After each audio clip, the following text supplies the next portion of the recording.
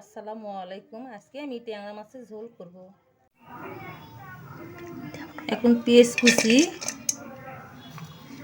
রসুন রসুন কুচি, কাঁচামরিচ চিরা দিয়ে দেব, টমেটো কুচি দিয়ে দেব, ঝালের গুঁড়ো পরিমাণ মতো দিয়ে দিব, হলুদ পরিমাণ মতো, লবণ পরিমাণ মতো দিয়ে দেব, তেল দিয়ে দেব পরিমাণ মতো, আদা রসুন বাটা দিয়ে দিব।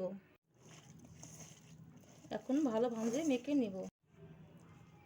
এখন ট্যাংরা মাছগুলো দিয়ে দিব।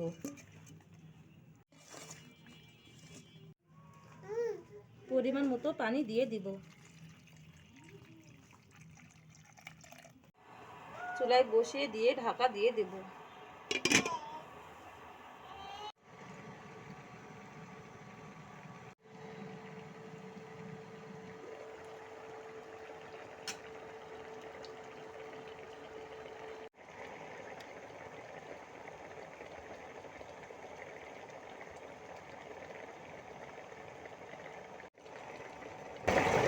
তরকারিটা আমার হয়ে এসেছে।